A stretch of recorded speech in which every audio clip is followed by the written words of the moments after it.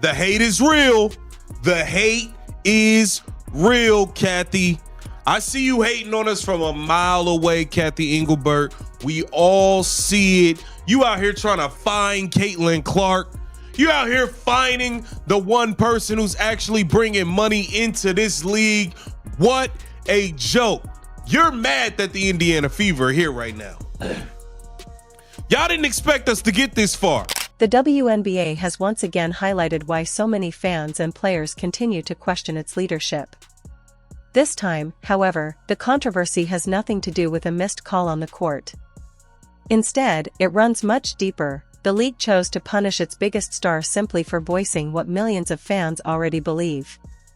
I really didn't expect it. We got Sophie Cunningham exposing the whole league agenda. Exposing them. Caitlin Clark mocking them all on Twitter, all on Instagram, everywhere, because they are. Caitlin Clark, the Indiana Fever's once-in-a-generation guard who has transformed the conversation around women's basketball, was fined $200 for making a lighthearted social media joke about officiating. Think about that. Clark, the player whose presence has packed arenas, boosted TV ratings, and propelled the WNBA into mainstream relevance, was penalized not for a flagrant foul or unsportsmanlike conduct, but for typing just 4 words, "Refs couldn't stop us." What do you make of the WNBA's decision? Share your thoughts on the league's officiating below. So during the game, we saw here, the Fever players celebrating. I would assume based on the reaction that this was after the Lexi Hull steal and everything. And Caitlin Clark on Instagram commented this: "Refs couldn't stop us. Elite bench mob. It wasn't for the lack of trying. Glad they're having fun and celebrating like no other teams. Will she get fined for saying that? Yeah, she got." The timing could not be more absurd. The Fever, even without their superstar on the floor, have advanced deeper into the postseason than they have in nearly a decade. They shocked the defending champion Las Vegas Aces in Game 1 of the semifinals, a stunning upset that sent ripples through the league. You'd think the WNBA would seize this moment to celebrate its product and amplify the story. Instead, Commissioner Kathy Engelbert and her team chose to make their headline priority a crackdown on Caitlin Clark's Instagram comments. When you're on the WNBA's time, or the NFL's time, or the NBA's time, when you're on their time, criticizing the officials, calling out the officiating, I've seen players get fined for that. But when you're on your own time, well, now, other than Sophie Cunningham, Caitlin Clark seems to be the 2 players that come to my mind of players getting fined, criticizing the officials, doing it on their own time, quote unquote, off the clock. Think about that. Rather than amplifying the grit, the underdog triumph, and the fact that the Fever are rewriting history, league officials were busy scrolling Instagram like hall monitors waiting to hand out demerits. Guys, today, Caitlin Clark got fined $200. Kathy, what do you think you are accomplishing by that? What kind of message do you think you're accomplishing by doing? You're not even making an example out of her by finding her an exorbitant amount of money. You are literally making a joke out of yourself by finding her such a little. Let's lay out what really happened. After a recent win, the Fever's official account posted a photo of their bench mob celebrating. Caitlin Clark, sidelined with a groin injury and dressed in street clothes but fully locked in with her teammates, chimed in with 2 lighthearted comments. The first, elite bench mob. The second, refs couldn't stop us. That was it, 4 words delivered with the same humor fans have come to love from her. 4 words that echoed exactly what Fever fans had been shouting at their screens all season. And the league's response? A fine. What world do we live in? Like, I'm pretty sure she just said the refs can't stop them celebrating. This isn't even her going at refs. It's literally like if you say the word refs and you're an Indiana Fever player, you're gonna get fined. If you say the word refs as a Fever player, the word referees has to be spoken, cannot be said by an Indiana Fever player, otherwise it's a fine. And the worst part is if they got fined for celebrating. So I don't think only she got fined, not everybody. There's other people on the floor, everything. She's not like they're celebrating. The timeout's been called or the foul's been called. It is what It is what it is, but it's laughable. This is the same league that has ignored cheap shots on Clark all season, the same league that's turned a blind eye to hard fouls that would have been called flagrants anywhere else. Yet suddenly, it finds its backbone over a harmless social media post. That isn't accountability, it's hypocrisy, plain and simple. We know how this works because Sophie Cunningham has told us how this works. If you talk about the refereeing, if you talk about the officiating, on the InstaFace, on the TikToks, on the Twitters, any of that social media, in the public, in the interview, if you mouth it in the shower, Kathy Engelbert will peek in and look around at you and point at you and be like, you're fined. Even though she won't clean up the officiating in her trash-ass league. And here's where the absurdity hits another level. Clark isn't even suiting up in these playoffs. Her second season was cut short after just 13 games. She's been sidelined since July, watching from the bench as her teammates carry the torch. Yet even while rehabbing, even while dealing with the frustration of not being on the floor, she somehow ended up in the league's crosshairs. What does that tell you? It says the WNBA isn't just struggling with officiating, it's trying to muzzle the one player willing to call it out. Clark's response to the fine said it all. She went straight to Twitter, posted a screenshot of the so-called offense, and added, "Got fined $200 for this, LOL." A few laughing emojis, plus a promise that the Fever bench would be even louder in the next game, turned the league's slap on the wrist into fuel for her locker room. And of course, teammate Sophie Cunningham piled on with some humor of her own, joking that maybe it was time to start a GoFundMe to cover Clark's crushing $200 penalty. WNBA definitely got to play these women more. You got to pay these women more. Because what the hell is a $200 fine? This picture right here is giving me Mom Made Pizza Rolls vibes. Mom Made Pizza Rolls and everybody. Ah! Caitlin Clark was fined $200 for her comments she left on the IG post. She said refs couldn't stop us, meaning they advanced to the next round despite the refs trying to throw them a curveball every game, despite having to play against the refs. And the league said, "Oh hell nah, you gotta run me that 200. You got to run me that 200." Here's the thing, everyone knows the money isn't the issue. Clark's WNBA salary may sit around $80,000, but she earns millions through endorsements with Nike, Gatorade, and nearly every brand that sees her as the face of women's sports. A $200 fine to her is like tossing a penny into a fountain. The sting isn't financial, it's symbolic. The league wasn't sending her a bill, it was sending a message, "Don't you dare challenge us." But here's the kicker, that message completely backfired. Instead of silencing her, the fine exposed the WNBA's misplaced priorities. Rather than addressing the very real officiating crisis obvious to anyone watching this season, Commissioner Engelbert's office went after the one player bold enough to name the elephant in the room. And let's be honest, Clark's comment wasn't even remotely out of bounds. She didn't target a specific referee, she didn't curse, rant, or take a cheap shot at the league. It wasn't personal. It was a cheeky one-liner that mirrored exactly what fans were already saying, the Fever beat both the Aces and the officiating. That's not misconduct. That's common sense. Sophie has got jokes. She retweeted this. That's really gonna break the bank for her. Starting a GoFundMe now. Sophie, you got jokes. Hun, you got jokes. Sophie Cunningham Central, all donate. Meanwhile, the problems Clark hinted at are still rotting the product from the inside out. Inconsistent whistles. Missed calls that swing entire games. Referees losing control to the point where every hard foul risks boiling over into a fight. Players are sick of it. Coaches are sick of it. Fans are exhausted.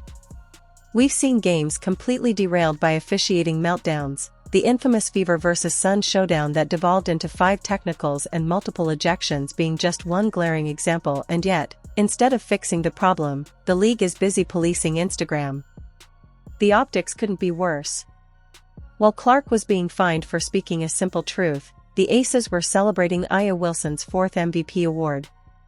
Think about that contrast. On one side, the league's most decorated veteran showered with praise. On the other, its most popular player punished for speaking her mind. That's not balance, it's a rigged narrative, and make no mistake, this isn't just about Caitlin Clark. It's about what kind of league the WNBA wants to be. Does it want to stand as a legitimate, respected professional league that can embrace criticism and grow stronger from it? Or does it want to operate as a fragile PR machine that silences its stars while ignoring its flaws? Right now, Engelbert's office is making the wrong choice. Rather than fining players for being excited on the bench and for letting it be known how trash your referees are, why don't you start fining referees for not calling fouls? Why don't you start putting that type of energy into making sure the game is played better? Why don't you do that? Why don't you do that? Because that would be nice. That would be nice if you could do that. Here's the reality. Caitlin Clark didn't damage the WNBA with those 4 words. She exposed the truth. She gave fans a voice. And by punishing her, the league only proved her point. The WNBA's response to criticism has become painfully predictable: punish the whistleblowers, protect the system, and hope the controversy fades away. Instead of addressing glaring issues in officiating, the league goes after anyone bold enough to speak up. Golden State assistant coach Natalie Nakase learned that lesson when she was fined for calling out obvious bias. Indiana's own Stephanie White has spent the season voicing frustration over inconsistent, disrespectful refereeing. Even Las Vegas coach Becky Hammond, yes, the coach of the team that often benefits most from those whistles, has openly admitted that the quality of officiating across the league is embarrassing. The physicality is out of control, that's for sure. I mean, you can bump and grab a wide receiver in the NFL for those first 5 yards, but you can do it in the W for the whole half court. You put 2 hands on somebody like that, it should be an automatic foul. They have the freedom of movement. Freedom of movement. There's no freedom. And I'm not saying that we're not fouling too. I'm not saying that. When voices across the spectrum, from rival coaches to league insiders, all echo the same concern, the WNBA should be listening. Instead, its response is always the same: issue a fine, silence the messenger, and pretend nothing's wrong. That's what makes Caitlin Clark's punishment especially insulting. Look at the context. The Indiana Fever are in the middle of a miracle playoff run without her. 6 key players sidelined by injury. Their superstar stuck on the bench since July. And still, this group clawed its way to the semifinals for the first time since 2015. They edged out the higher-seeded Atlanta Dream in a nail-biting 3-game series. Then, against all odds, they stunned the 2-time champion Las Vegas Aces in Game 1 of the semifinals with a commanding 89-73 road victory.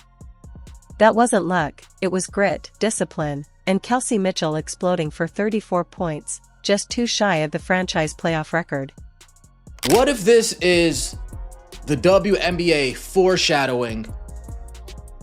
We're seeing how you're acting on the bench. We're seeing how you're talking to the officials on the bench. We will tee you up. Now, whether I think that she deserves a tee for it or not, we're not even going to get into that. What if this is just saying, hey, we're going to tee you up if you continue to get at the officials, if you continue to talk up the officials, if you continue to show up the officials on the sideline, we're gonna tee you. A performance like that, resilience, grit, and history in the making, should have been front-page news celebrating women's basketball. But instead of leaning into the moment, the league managed to step all over it by fining Caitlin Clark. The star who wasn't even on the floor was punished for cheering on her teammates from the sidelines.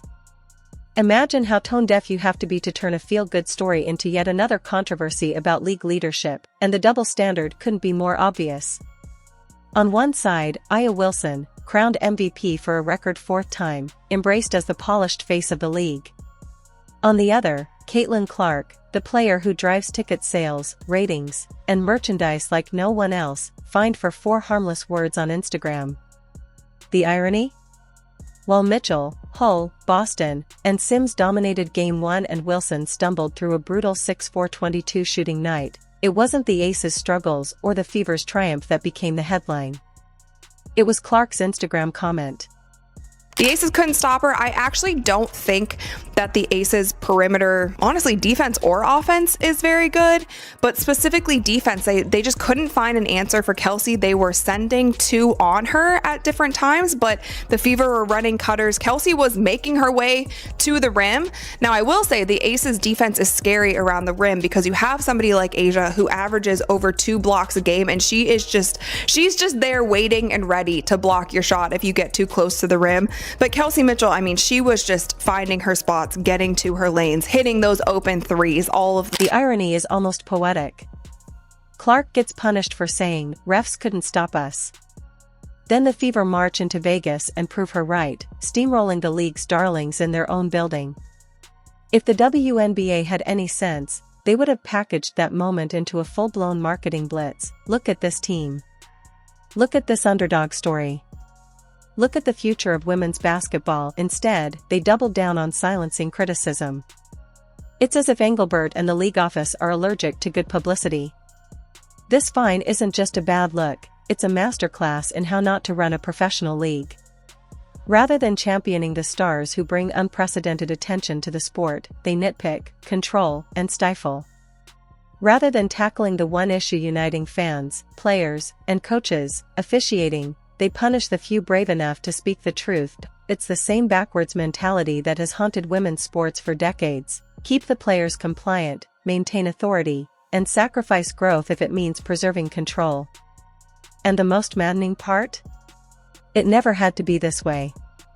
If the league had put half as much energy into fixing officiating as it did into monitoring Caitlin Clark's Instagram, this controversy wouldn't exist. Real accountability for referees, consistent training, and genuine transparency would give players confidence. Instead, the league buries its head in the sand while the athletes carry the weight. All the money that Caitlin Clark has generated for this league, all the tickets sold, all the jerseys, all the record revenue of the ratings, the television deal, and they're going to put their hands in her pocket for $200 for this. I'm like, hey man, do we need to call the armored guard? Do we need to have all this? And we need to deliver it directly to Kathy Engelbert's office. As a matter of fact, Caitlin Clark herself should be able to make an appearance, and she should do how Ice Cube did, when he used to run up into record labels. I'm saying, bring a bat. Caitlin, bring a bat. Bring the black. Caitlin Clark's response to the fine shows why she's more than a basketball player. She's a cultural force. She laughed it off, promised her bench would keep bringing the energy, and reminded fans exactly why she's adored. She refuses to bow to league bureaucracy. She refuses to let pettiness distract her from supporting her team. And she refuses to let Kathy Engelbert, or anyone else, muzzle her voice. That's leadership. That's authenticity. And that's why her fan base rallies around her in ways no WNBA player has ever experienced before. But the tragedy here runs deeper than one $200 fine. The WNBA had a golden opportunity to ride the momentum of Clark's impact and the Fever's improbable playoff run. They had the storylines, the characters, the energy. And instead of amplifying it, they sabotaged themselves with pettiness. This isn't just a missed opportunity, it's a window into why women's basketball has struggled to grow under Engelbert's watch. Every time the league gets a chance to lean into progress, it prioritizes control. Every time it should listen to its stars, it silences them. It is madness. It is madness. And I mean this. Like, the amount of people are like, oh, I hate this team. It's like, why? They're excessively celebrating. They're excessively celebrating. They're not there talking down on other teams. They're not doing the Alyssa Thomas. They're not doing a Phoenix Mercury and shit talking other teams' fans. They're not doing Phoenix Mercury and shit talking the other team's players, their coaches, their all of this stuff. And then when they lose, they're silent and they dodge everything. Hell no, they're just celebrating. They're just celebrating. They actually find somebody for saying refs can't stop. The refs won't stop us. The message is loud and clear. Under Kathy Engelbert, the WNBA values authority over accountability. They'd rather hand out fines than fix the product. They'd rather control the narrative than celebrate the players fueling their growth. And they seem willing to jeopardize the momentum Caitlin Clark has single-handedly created just to preserve a fragile image. So the question is, how many more chances will they waste? Because if this league truly wants to thrive, it won't happen by silencing Caitlin Clark. It will happen by finally listening to her. Like, subscribe, and turn on all notifications so you never miss out. Click the video on the screen and we will see you in the next.